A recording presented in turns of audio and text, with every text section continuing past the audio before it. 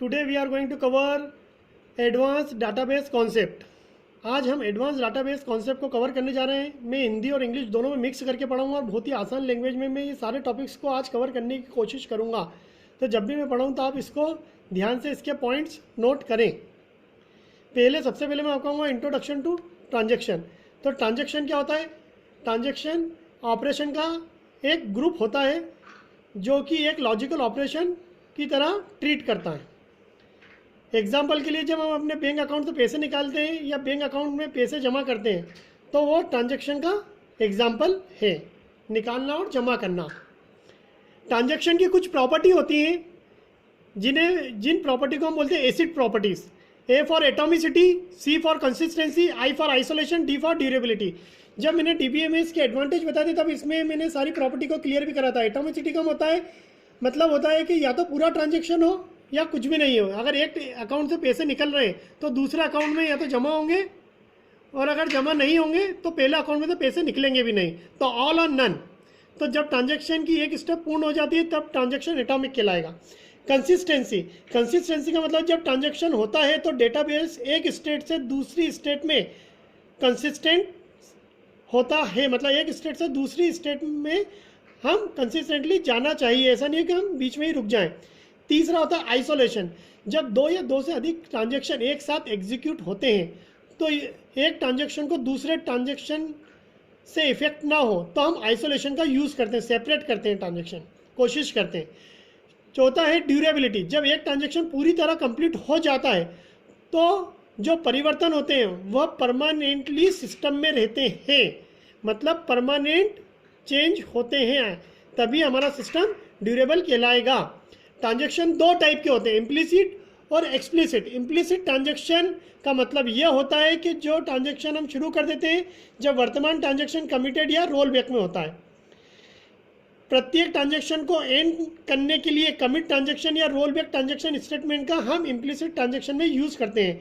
Explicit transaction में दोनों starting और एंडिंग ट्रांजैक्शन को स्पष्ट रूप से डिफाइन करते हैं। स्टार्ट और एंडिंग दोनों ऑपरेशन को बिल्कुल क्लियर डिफाइन करते हैं। इम्प्लिसिट और एक्सप्लिसिट में अगर मैं डिफरेंस की बात करता हूं तो मेन डिफरेंस ये है कि इम्प्लिसिट ट्रांजैक्शन ऑटोमेटिक होता है और एक्सप्लिसिट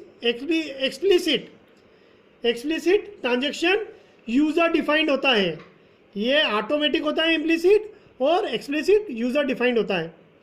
तो आपने ट्रांजैक्शन देखा। अब मैं कंकरेंसी कंट्रोल, मतलब जब दो या दो से अधिक ट्रांजैक्शन एक साथ हम परफॉर्म करते हैं तब हमें कंकरेंसी कंट्रोल की ज़रूरत पड़ती है।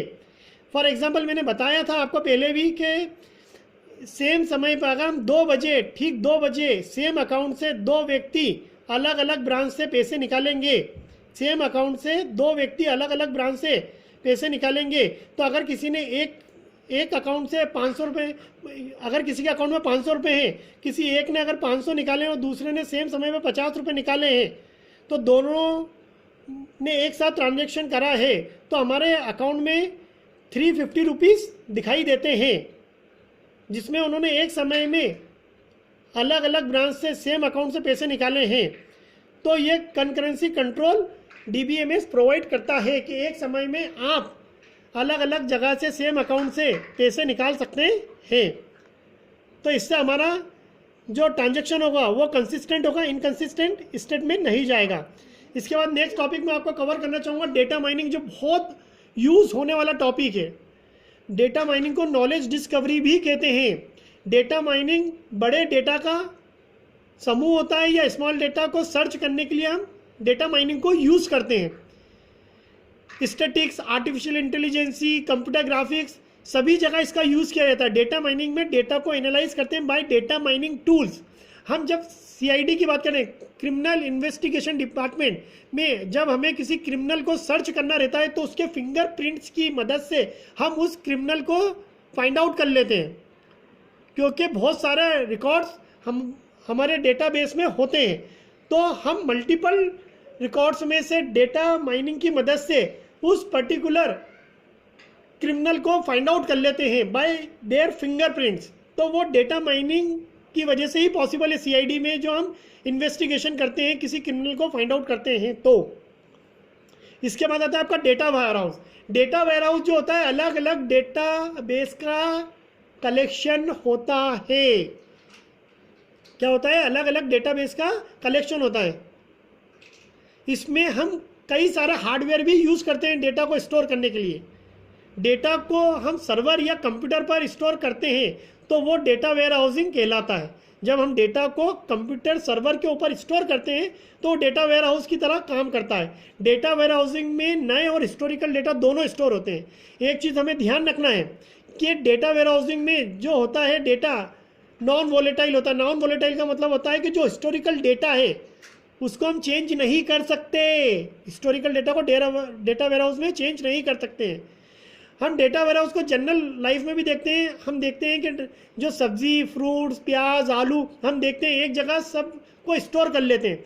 वो जब एक हॉल में इन सारी चीज़ों को हमने स्टोर कर लिया है तो वो हॉल डेटा वेयर हाउस की तरह काम करता है। ऐसे ही हमारा डेटाबेस भी अलग अलग टाइप के डेटाबेस को स्टोर करता है तो वो डेटा वेयर हाउस की तरह हमारा सर्वर काम करता है। इसके बाद आता है डिस्ट्रीब्यूटेड डेटाबेस। डिस्ट्रीब्यूटेड डेटाबेस अगर मैं सिंपल शब्दों में बात करूं तो कलेक्शन होता है डिस्ट्रीब्यूटेड एंड सेंट्रलाइज सिस्टम का। डिस्ट्रीब्यूटेड सिस्टम होता है collection distributed and centralize system का। और distributed database is a collection of logically related data that cooperate in a transparent manner.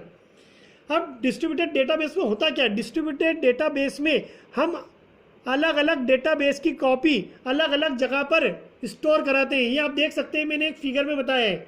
ये एक डिस्ट्रीब्यूटेड डेटाबेस का आर्किटेक्चर है। किसका आर्किटेक्चर है? डिस्ट्रीब्यूटेड डेटाबेस का। एक डेटाबेस यहाँ है, एक डेटाबेस यहाँ है, एक डेटाबेस यहाँ है, एक डेटाबेस यहाँ है। ये 4 लेन मिलकर वाइड एरिया नेटवर्क बना रहे हैं। एक लेन में अलग डेटाबेस है, दूसरे लेन में हमारा इस सर्वर पर हमारा अलग डेटाबेस है, इस सर्वर पर हमारा अलग डेटाबेस डेटा स्टोर है, इस सर्वर पर हमारा अलग डेटा स्टोर है, इस सर्वर पर हमारा अलग डेटा स्टोर है। तो ये 4 अलग अलग टाइप के हमारे डेटाबेस अलग अलग जगहों पे स्टोर है। या हम ये भी कह सकते हैं कि जब हमारे पास बहुत सारा डेटाबेस है तो हम उसको अलग अलग सर्वर पर स्टोर करते हैं, तो ये भी डिस्ट्रीब्यूटेड डेटाबेस कहलाएगा। अब डिस्ट्रीब्यूटेड डेटाबेस के कुछ अपने एडवांटेज हैं और कुछ डिसएडवांटेज हैं। ये रिड्यूस करता है कम्युनिकेशन ओवरहेड को, इम्प्रूव करता है प्रोसेसिंग पावर को, क्योंकि हम मान के चलो कोई चीज़ 1 घंटे में परफॉर्म करते हैं तो हमने उसको 5 जगह डिस्ट्रीब्यूट कर दिया है तो उसका जो प्रोसेसिंग टाइम है 1/5 हो जाएगा। मतलब वो 20 मिनट्स में ही प्रोसेसिंग हो जाएगी, क्योंकि हमने सेम डेटा बेस की अलग अलग कॉपी अलग अलग सर्वर पर स्टोर करा दी है, जिससे हमारा प्रोसेसिंग का टाइम कम लगेगा।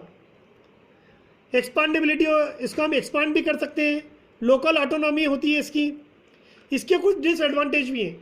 आर्किटेक्चरल कॉम्प्लेक्सिटी है, क्योंकि अलग अलग जगह पर हमने डेटाबेस को स्टोर कराया तो ये कॉम्प्लेक्स भी होता है।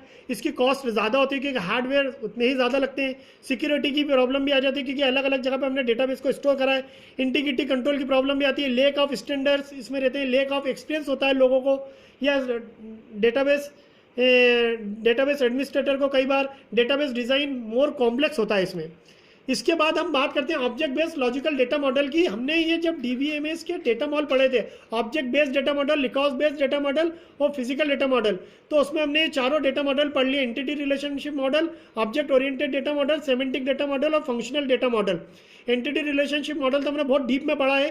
तो object based logical data model के ऊपर बेस्ड है ये चारों ही मॉडल। सब में ऑब्जेक्ट का यूज किया जाता है। और सेमेंटिक डेटा मॉडल का होता है मीनिंग ऑफ डेटा भी बताता है। Semantic data model meaning of data भी बताता है। और functional data model data base का यूज करता है और उसमें क्या मेथड यूज होती है ये भी बताता है। इसके बाद हमारा सबसे लास्ट टॉपिक आता है introduction to cloud based database. तो a cloud database is a database that typically run on a cloud computing platform. ये क्लाउड कंप्यूटिंग प्लेटफॉर्म पर रन होता है cloud based database. And access to the database is provided as a service. और database को हम access करते हैं as a service के तौर पर। डेटाबेस को कैसे एक्सेस कर रहे हैं? सर्विस के तौर पर। इट कैन बी डिप्लॉय इधर एज वर्चुअल मशीन इमेज, इसको हम वर्चुअल मशीन इमेज की मदद से भी डिप्लॉय कर सकते हैं, या as database as a service की तरह भी डिप्लॉय कर सकते हैं। इसके अपने प्लस हैं और माइनस है। इसके भी कुछ एडवांटेज होते हैं और कुछ डिसएडवांटेज होते हैं। इसमें क्या होता है? इम्प्रूव्ड सिक्योरिटी इंप्रूव हो रही है। उसके बाद इसकी जो क्लाउड बेस्ड डेटाबेस की हम बात करते हैं, क्विकली हम एक्सेस कर सकते हैं कहीं से भी। उसके बाद हम क्लाउड बेस्ड डेटाबेस की बात कर रहे हैं तो हम कहीं पर भी बैठकर इसको एक्सेस कर सकते हैं। इसको स्केल भी कहते हैं, तो मतलब इसको बढ़ाया भी जा सकता है। ओके, तो even small business can find value in the using cloud. छोटे छोटे बिजनेस जो स्टार्ट हो रहे हैं आज क्लाउड बेस्ड डेटाबेस की मदद से हो रहे हैं। ये लोकेशन इंडिपेंडेंट होता है, मतलब इसके लिए लोकेशन आपको डिफाइन करने की ज़रूरत नहीं है। आप कहीं से भी बैठकर क्लाउड बेस्ड डेटाबेस की सर्विस को ले सकते हैं और प्रोवाइड भी कर सकते हैं। और एडमिनिस्ट्रेटर के ऊपर इसमें बर्डन कम हो जाता है। लेकिन इसके अपने डिसएडवांटेज भी हैं, क्योंकि ये चारों तरफ फैला हुआ है, मल्टीपल कॉपीज़ रहती हैं अलग अलग जगह इसकी। But the more copies that exist, तो मोर कॉपी आपको मिल रही है यहाँ पर, तो data is expose to breach. मतलब इसमें सेंध लगाना बहुत आसान होता है।